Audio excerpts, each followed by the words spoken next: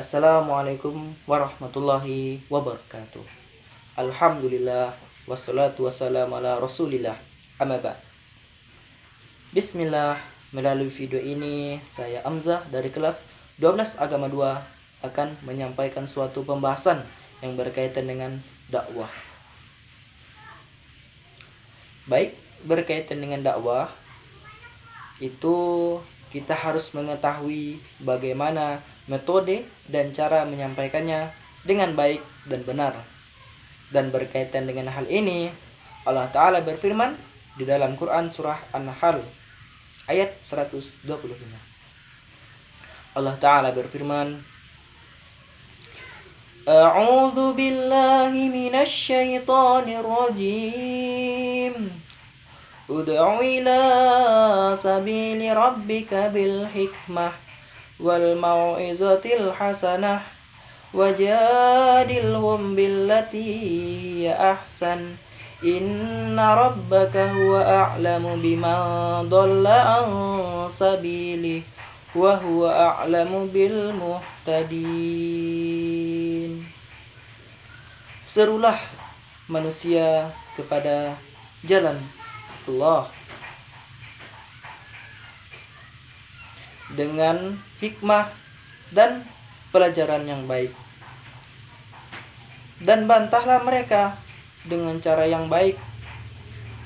Sesungguhnya Tuhanmu, dialah yang lebih mengetahui tentang siapa yang tersesat dari jalannya, dan Dia mengetahui orang-orang yang mendapat petunjuk. Quran surah An-Nahl ayat 125.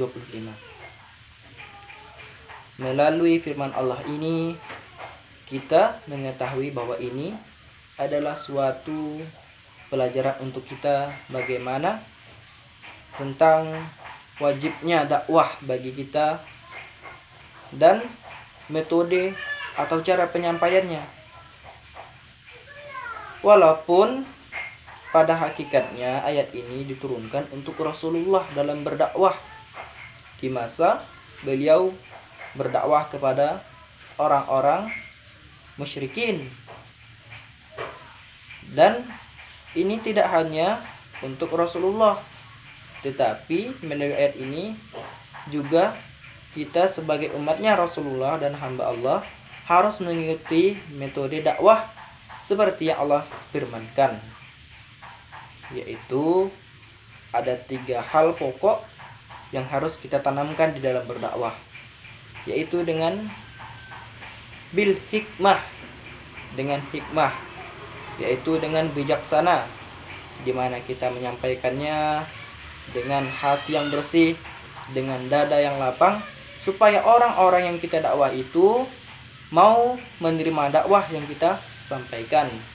Dan adapun hikmah itu tidak hanya sebatas pada perkataan yang baik saja, tetapi dengan hidup dan perbuatan yang baik.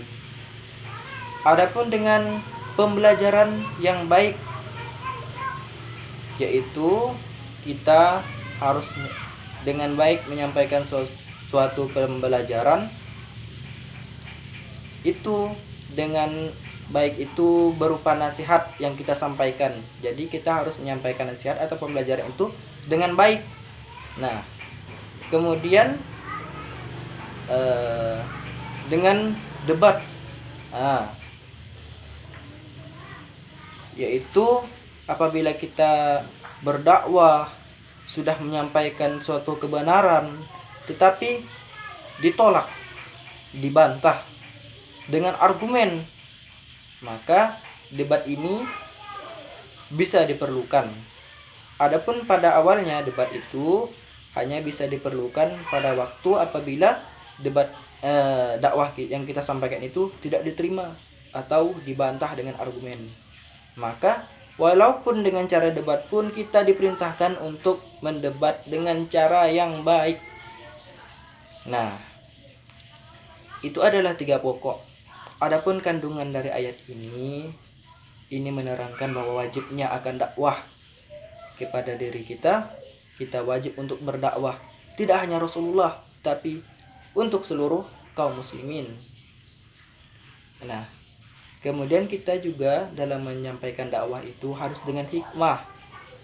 Kemudian harus dengan pembelajaran yang baik. Nah, kemudian juga apabila kita menggunakan debat dalam berdakwah untuk mengajukan argumen, itu pun juga harus dengan cara yang baik, tidak menyakiti perasaan, dengan kata yang santun, kata yang sopan, maka insya Allah akan diterima dakwah kita. Adapun berkaitan dengan dakwah, kita hanya diwajibkan untuk menyampaikan, tidak diwajibkan untuk memberikan hidayah. Karena hidayah itu hanya ada pada kekuasaan Allah. Apabila kita sudah berdakwah, maka terlepaslah kewajiban kita dalam menyampaikan apa yang diperintahkan Allah. Dan untuk urusan hidayah itu hanyalah Allah yang Maha Kuasa. Dan Allah pun mengetahui siapa-siapa dari antara hambanya yang tersesat dari jalannya. Dan Allah pun lebih mengetahui tentang siapa-siapa saja yang mendapat petunjuk.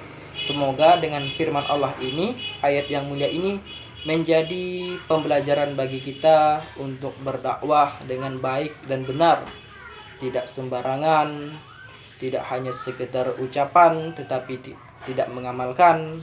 Maka dengan metode ini semoga kita menjadi pendakwah yang baik dan benar dalam menyampaikannya, sebagaimana juga cara yang dicontohkan Rasulullah Shallallahu Alaihi Wasallam. Alhamdulillah, sekiranya itu saja yang dapat saya sampaikan. Kurang lebihnya saya mohon maaf, karena kebenaran itu datangnya dari Allah dan kesalahan itu dari kedaipan yang menyampaikan. Allah dan Rasulnya terbebas dari kesalahan. Subhanakallahumma wa bihamdika asyhadu an la ilaha illa anta astaghfiruka wa atubu ilaik. Wassalamualaikum warahmatullahi wabarakatuh.